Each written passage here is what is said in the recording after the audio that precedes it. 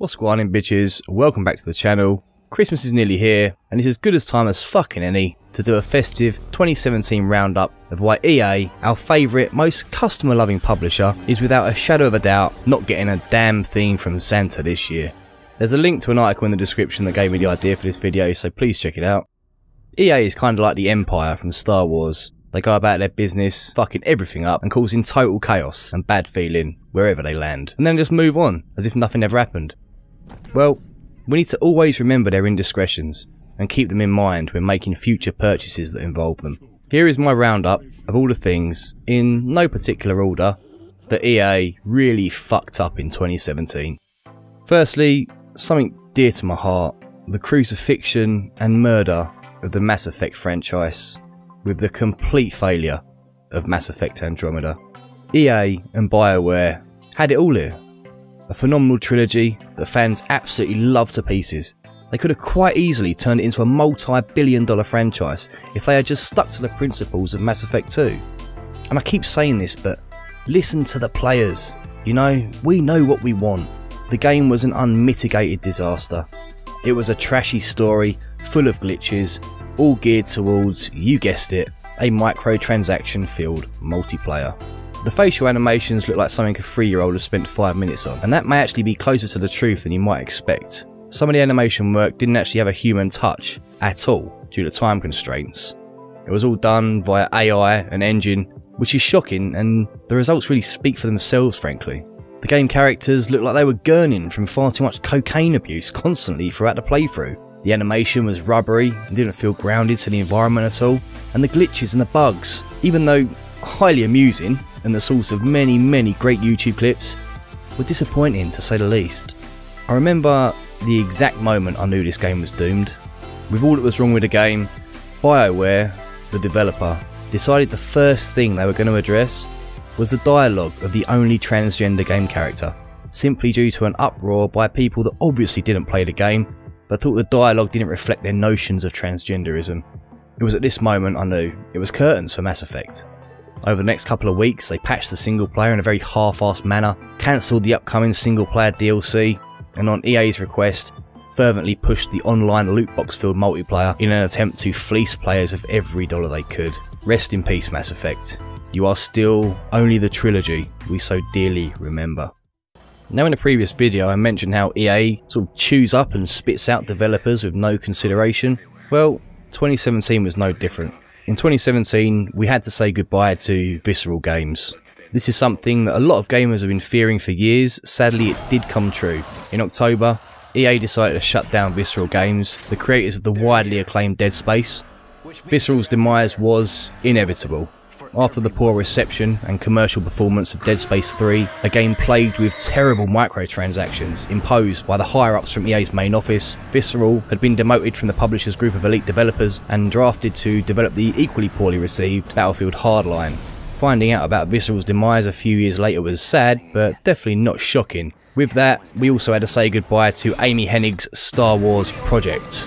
Dead Space. Something else destroyed by fucking microtransactions. It's fucking pigs. But the chewing didn't stop there by any means. News regarding EA's purchase of Titanfall developers Respawn hit the internet mere days after the announcement of Visceral's closure. Fan backlash was fierce, as EA's poor marketing decisions resulted in Titanfall 2, easily one of the best shooters of this generation, and a game that did not feature season passes, performing poorly commercially. I really hope I'm wrong, but signs of Respawn becoming the next victim in EA's serial closing spree in a few years are actually pretty believable. 2017 certainly was the year that players started to push back against the big conglomerates, and yes, it's an ongoing battle, and yes, there will be beloved losses and defeats, but we will be victorious. EA cannot defeat our love of gaming. Next up was a double disaster in the form of Need for Speed Payback. When advertising at E3, EA decided to put this fucking douche, Jesse Wellens, as the spokesperson introducing EA's point man. I don't think I've ever seen something more cringy in my life, but let's take a look. What up, guys? Thank you for having me, EA. If you guys don't know who I am, my name is Jesse Wellens, and I am a YouTube creator. So I am here to talk about Need for Speed Payback. If you guys didn't know, oh my god. I'm It's so bad. But, all set aside, I'm a YouTube creator. Need for Speed Payback. It's coming out. I got my boy Marcus, executive producer here. He is the producer of the game. Oh my god. Thank you, Hey man, thanks Jesse. Obviously we're really excited to tell everyone about Need for Speed Payback here today, but more importantly, oh my god. He just doesn't know where he is, does he? What a total and utter mess. You'd think he was just someone they plucked off the street with no warning. Now, to be fair to him, I've watched the backstory of this, and apparently his producer gave him some dodgy info about his start time, and then sort of sprung him live all of a sudden, making him forget everything. But it doesn't make it any less funny, and any less typical of an EA fuck-up. The game itself suffered from an identity crisis, I guess you could say, and was oversold as something marvellous, especially the online racing aspect that turned out to be a disgustingly laggy mess that was simply unplayable. But the real culprit of the Need for Speed Payback failure? You guessed it. More loot boxes. Loot boxes everywhere. And not a drop of finished product. Another game killed off and derided by players despising loot boxes. Do you think EA was getting the message though? Nope, but the player base was warming up, I think, for the grand finale that we will get to. A couple of small fuck-ups we should mention are FIFA 18 on the Switch. It was very lackluster, didn't look great, and had next to no content even though it was being sold for $60.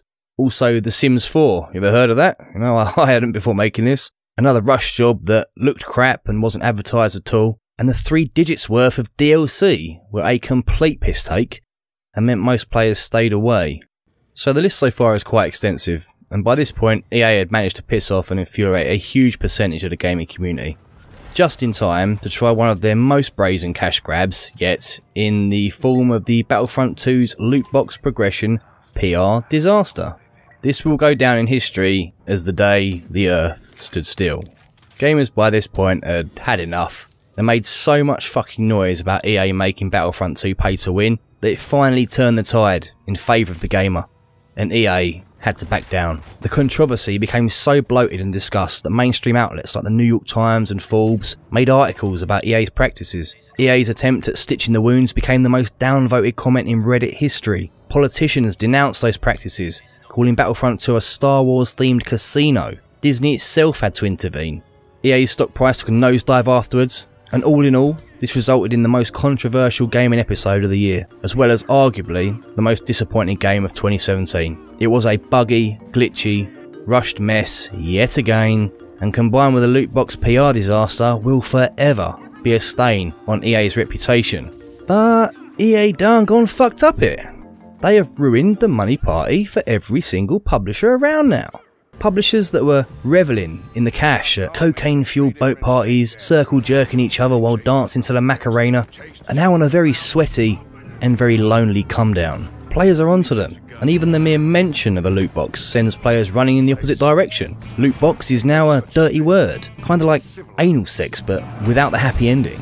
EA has literally taken an RPG 7 to the proverbial cash cow of loot boxes, and I don't see it recovering for a while, if at all. Times have changed thanks to EA, and perhaps that's the happy ending here. Games coming out in 2018, most notably Red Dead Redemption 2 and Anthem, are reportedly having their loot box and progression systems retooled slightly, to be more customer friendly in light of the player response to EA and Battlefront 2. EA has been such a monumental fuck up in 2017 that the industry has had to make a massive self-correction in the direction of the gamer over greed just in time for the new year.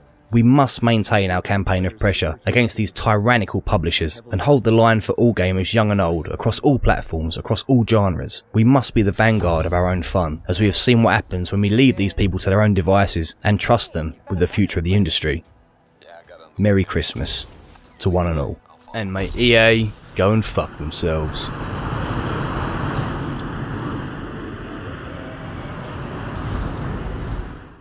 That's all from me, bitches. Make sure you like, comment and subscribe down below, and do me a favour and share this on your social media so other people can see it. Thanks a lot. Peace out.